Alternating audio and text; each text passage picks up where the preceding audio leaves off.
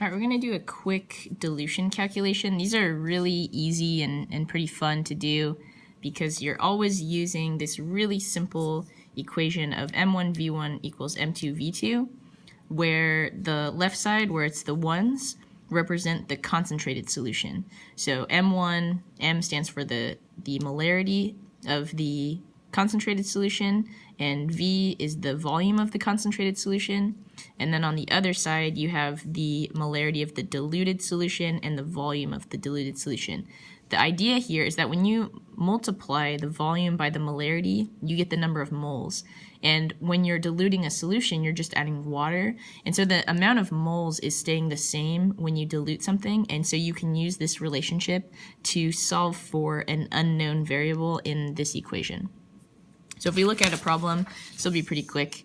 Here's a dilution problem from the notes, and it asks what would be the concentration of a solution of hydrochloric acid if 56 milliliters of a 2.3 molar solution is diluted to 135 milliliters. So basically all you have to do is figure out what are you given in the problem and which one are you trying to solve for. So if we go through and read this, and we can just label things as either M1, V1, M2, or V2, and then we'll use this equation to solve the problem. So here it says 56 milliliters of a 2.3 molar solution is diluted to 135 milliliters. So this 135 milliliters, it says it's diluted to that, and it's a bigger volume. So this is going to be the diluted volume, right, which is V2. So that's the diluted volume. It's a larger volume. It's what we end up with. And then here, 56 milliliters of a 2.3 molar solution. This 56 milliliters, if this is the diluted volume, this is the concentrated volume. And of is a special word in that it will connect the solution, the information of the same solution. So if this is the volume of the concentrated, this is going to be the molarity of the concentrated solution. So we have a 2.3 molar solution, that's the concentrated stuff, and we have 56 milliliters of that. So those are our M1 and V1.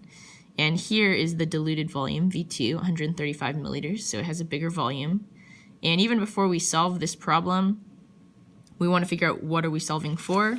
So the thing that's missing is the M2, the concentration of the diluted solution.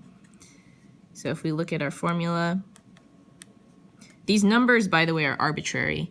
You could use, you could say concentrated and dilute, or however you want to do that. It's totally arbitrary.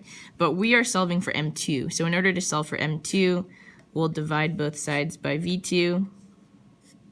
So we're going to get M2 is equal to M1, V1 over V2.